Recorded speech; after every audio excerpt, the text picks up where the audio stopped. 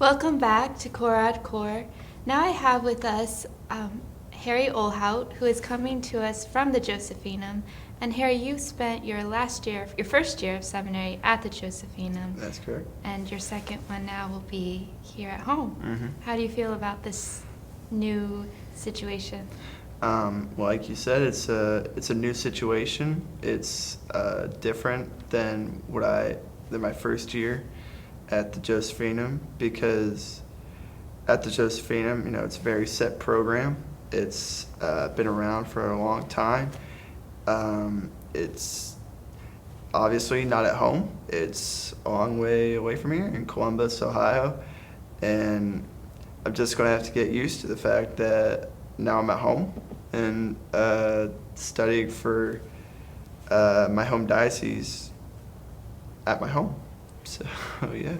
So do you think there'll be some challenges with that?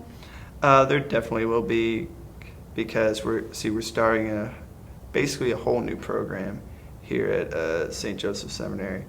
And it's going to be a roller coaster ride, honestly, because we're going to have our share of troubles and our share of not necessarily failures, but stuff that we feel we need to work on. And it's honestly going to be a lot of fun, too, just to see where it all goes, because God's plan for this seminary is probably very big, and it's really cool, and it's going to be a lot of fun to see how it plays out. So, yeah. I think that's a good point, Mm-hmm. that it'll be a year of growth. It's very true. Yeah. But great adventure. Oh, yeah. I mean, Father Cal's just like that, too. He's an adventurous guy, and he's going to steer the ship right if it, kills him in the effort. So, yeah. Now, you come from a family of a few vocations, right? I'm actually the oldest in my family. But your uncle, That's he's true. also...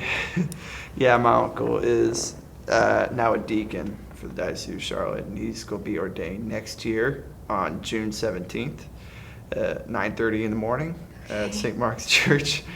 But he's still got 1 year to go at the Josephinum, and it was really cool to spend that 1 year with him up there, to just to see what it's all about, and to have that kind of guiding light, in a sense. Mm-hmm. If I had any questions or any concerns or anything at all, I could just go, hey, need some help. And it was nice to have somebody who had a car up there, because I didn't have one. So, yeah.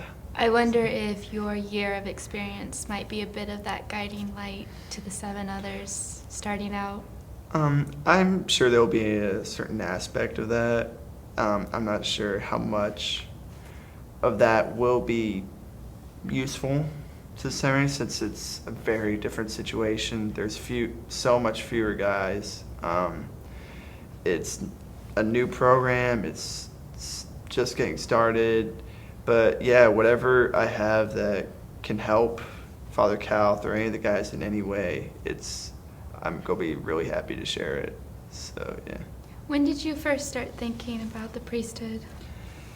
Gosh. Right from when I was really young, right from when I could, go to Mass and understand what was all happening. I went to Sunday Mass every single Sunday with my parents, and daily Mass was something that my mom really encouraged as well. And we did that as often as we could. And so I got this experience of the priesthood at a really young age. And just seeing what they did up in the sanctuary and getting to hang out with them a couple of times for dinner at our house, and getting to see them after Mass and getting to interact with them a little bit, it kind of formed this idea, when I get older, I'd like to be a priest. But it was kind of that notion of, people will ask you, well, what do you want to be when you grow up? And I'd say, well, I want to be the priesthood. But in the same respect, you could ask the kid, what do you want to be or grow up? And he'd be like, oh, a policeman. Oh, an engineer. Oh, a lawyer. And so that's kind of what it was like for me. It was something that, was way off in the distance, something that I wanted to do. But in a sense, that kind of vocation or calling matured with me as I matured. Because once I started hitting my teen years and started, taking things a little more seriously and as far as discernment was concerned, I started to realize how special the priesthood is, aside from anything else. Because, like Father Calth likes to say, it's an unnatural calling. It's spiritual. It's so many aspects to it that anything else you could do as a man, it's separated. It's in a world of its own. And I was drawn to that in a sense, but in a sense I was also scared, because that's a huge responsibility to be a pastor to all these people, all these souls who just want to hear more about God, want to hear more. And, me, who I struggle with public speaking, as you could probably tell. And, struggling to get my words right, and intellectually I'm not brilliant, but I guess I can hold my own. I was scared. I was like, no, I don't want that. But in a sense, I was also like, it's something to think about. I need to give this some serious thought.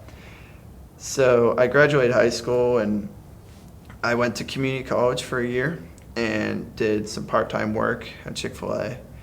And after that year was over, my parents sat me down and said, this is your reality right now. You're going to have to make some decisions. You could either travel this road you've been going, graduate college, get a nice job, maybe get a girlfriend, take that road. Or you could do like you've always talked about. You could enter seminary and study for the priesthood like you've always talked about.